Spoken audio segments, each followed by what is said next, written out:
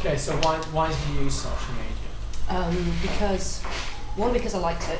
I must be honest. It was an excuse to just see what was happening, because I think things like Twitter, especially with so many people in Birmingham who were following news, people, the Birmingham bloggers were really the John Bowns of the world, and Pete Ashton.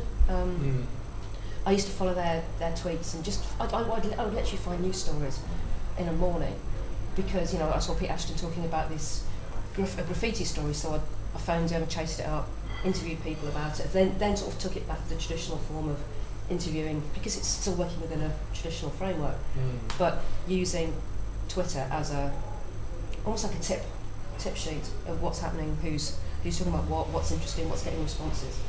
I found it really useful. So in the news gathering phase, you've got cheap leads. Basically, yeah, it was like a tip sheet. It was really interesting to see. Facebook not so much. Facebook was more for because also what I do, if I had a story about, say for example, digital downloading, and there was a big debate about it, I would then put out a question to all these social media websites saying, what do you think about digital downloading? Is it too expensive? Is it cheap? Are you encouraged to do it? And people would then send me their answers. So I'd then form a digital vox pop, and then also would phone them back and get them recorded on air. And I'd create. It was just an easy way, because I couldn't get out of the office being on my own in the office.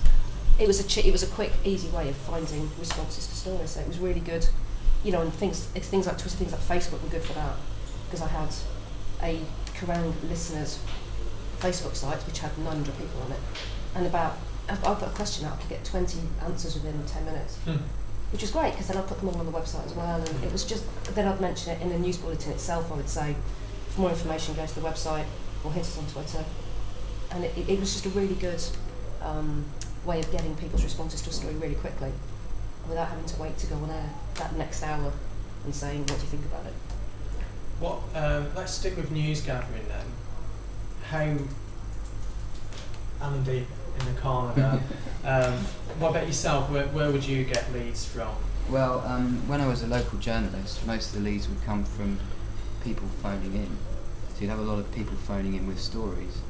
You could also get leads from council meetings, and then we'd have after deadline we'd go off on patch, and we'd have to walk around our particular area and just try to find things. So you'd approach people that you would expect to be able to give you stories, people in the local community, and also you try to spot things. I mean, there'd be like notice boards, message boards and things like that, where there would be stories as well. So there were lots and lots of different sources.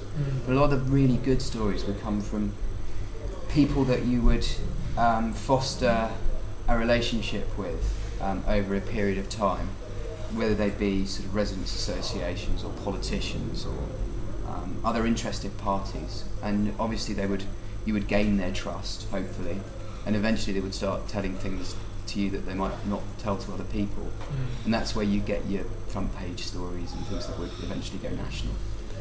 So there were a variety of different sources that you could exploit, and it would depend on the patch as well. I mean, you could have an inner city patch that would perhaps involve less legwork because there was more crime, or you might have a very sort of suburban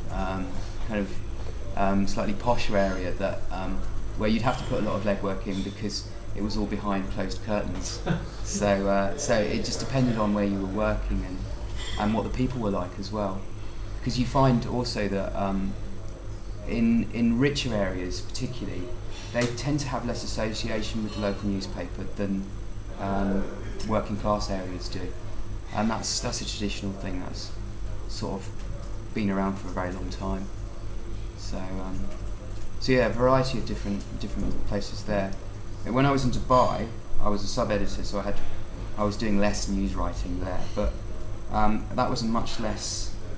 There was much less contact with people, so a lot of it was done over. We get a lot of comments into the website, and we get a lot of press releases.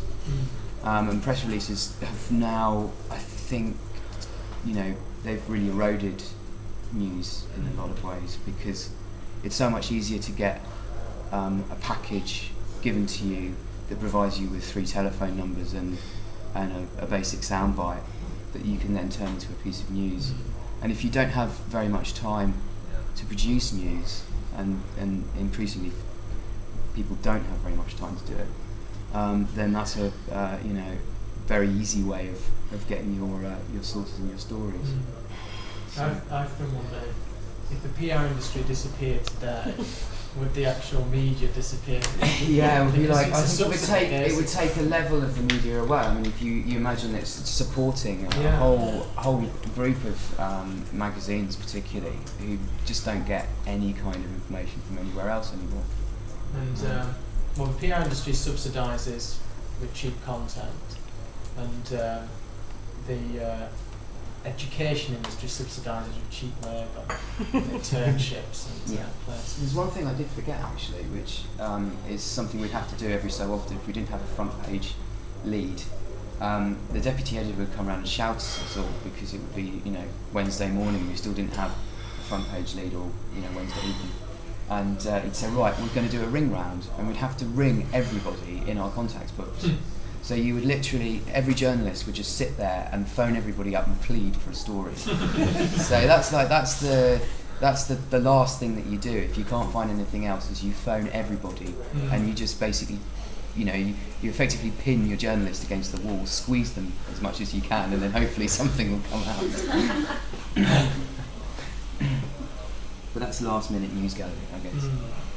But it's also about how most people end up in your contacts book in the first place. Yeah. I mean, if you've got a good contacts book, then you get a good story if you do that. I mean, if you've got a rubbish contacts book, then you are just pleading with random strangers that you've never had any link with. So yeah, it's important to have a very good contacts book. I think contacts book really is absolutely essential for every news gatherer should have a good list of contacts that they can go to. However they foster that and however they manage that. I mean, obviously there are different ways of doing that now. Any other experiences of news gathering yet? Well, for us, social media was basically a tool for letting people know what we've been up to, mainly keeping them up to date. But the news gathering had two sources, two ways. I mean, it was the feed reader. I mean, it was my morning paper. I have hundreds of subscriptions from newspapers to bloggers, and this was basically the first step. And since the online magazine I've been working for was an urban lifestyle magazine, and we wrote reviews of concerts, bars, restaurants, wrote about events and everything interesting that happened in the city, even politics. I mean, if it concerned our target audience, which was mainly 18 to 25, we did a piece on that. So the second way was basically going on the field, because it was one event. Participating in the event meant a review. So because we had a huge database of locations and events, we were always up to date. So it was this circuit, we knew about the event because it was in our database, because we had received it from the PR officers, and so we went there and then we did the piece. So this was basically, and then we went on Facebook and Twitter and all the other social medias. Social networks, and just spread the word. What about more traditional sources of leads? Did you get press releases? Press releases, yeah, but meetings? not the traditional ones from websites, special websites for press releases. Yeah. And media partners who would always keep us up to date.